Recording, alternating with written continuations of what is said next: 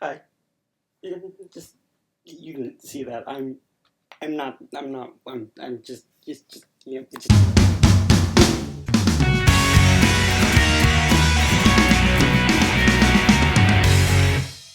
So, Beauty and the Beast 2017. It is another live action remake of Disney classic films, following Cinderella and the Jungle Book. Beauty and the Beast. Do we need to know anything really? If you don't really know the story, the 1991 classic film, first animated film, by the way, to be nominated for Best Picture, and I'm going off the rails. But anyways, if you don't know what it is, Belle is not kidnapped. She's held hostage at this beast castle. The beast is put under a spell because he was a butthead, and along with his friends and people that lived in the castle, they're all under a spell. Woo! Anyway, so it's a remake. And it is essentially the same movie. The only thing that's really different about this movie is that there's new scenes, new songs. The runtime of the original is an hour and a half. This one's 2 hours and 10 minutes. So there's a lot added to it, a little bit more to it. I have to start by saying this is a very beautiful film. The production design, the costume design, all the sets look fantastic.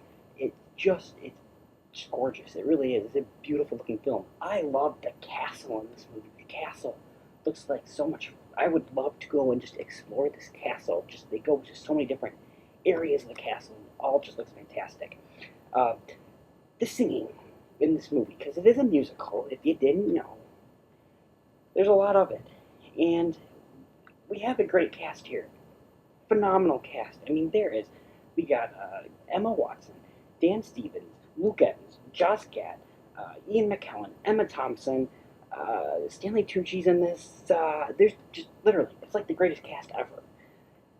The singing. Some of them do a phenomenal job. Luke Evans, in particular, does a phenomenal job. Did not know that he's actually from theater stuff, so he does fantastic. Josh Gad, he has sang in Frozen. If you not know, he's Olaf. Uh, Beast, Dan Stevens, does a phenomenal job. Emma Thompson does a fantastic job. Uh, Fantastic job all around for the most part with singing. The one person that she didn't do bad, you could just tell she's not a singer, and that's Emma Watson, who plays Belle, unfortunately. And it worked. A lot of it sounds like it was sound dubbed a little bit. Like, I feel like if you were on set of this movie, they were like, "Come on, Emma, do a little bit more," and she's like, "Guys, I'm doing the best I can do. I'm not an opera singer." So it doesn't sound as good as the original movie. Again, it's a minor thing. It really is, but singing is, for the most part, is fantastic. Again, I have to talk about Luke Evans and Josh Gad because they play Gaston and LeFou. It's fantastic. Their chemistry, everything like that is fantastic. They're like my favorite characters in this movie. Uh, Calvin Klein also plays Papa Maurice. I think that's his name. He does a phenomenal job. All the voice work that they have in this movie, they have Ian McGregor as Lumiere and Ian McKellen as Clocksworth. All those voice actors, those all work fantastically. And now we're talking about the voice acting here. The CGI characters. This was something I was a little bit worried about going into the movie, just because if you I looked at the pictures of them, and it didn't seem like this is something that would work in live action. It works in a cartoon because it's a cartoon, and I have to say it takes time. The first time you see it, at least for me, I was like, I don't know whether I like this. It took some time. I got used to it. If in the end though, I would still pick the animated version. It just works more, but it works. It works. Another thing I was really worried about, and I was talking to other people about it as well, is the CGI on the motion capture is what it really is of Beast. And again, something that it takes time to get used to. You can tell he's not 100% real, which is unfortunate. I kind of wish they would have gone makeup more with this, or done a better job with it, because I mean, we have Planet of the Apes coming out, War of the Planet of the Apes, and when I've watched Rise of the Planet of the Apes and Dawn of the Planet of the Apes, those are monkeys. I don't. I'm sorry. There's no CGI there. It's just monkeys. I believe those are real monkeys. Jungle Book last year.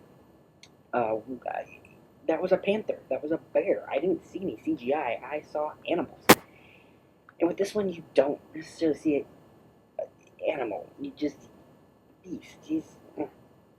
And the other thing I really don't like about the Beast is in the movie, he in his certain scenes he feels scary. He doesn't feel scary in this. He just looks like a big old teddy bear. So the CGI you get used to, it works.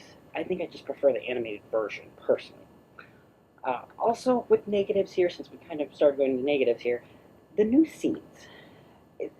A lot of the new scenes are backstory from the Beast and Belle. I like Belle's version.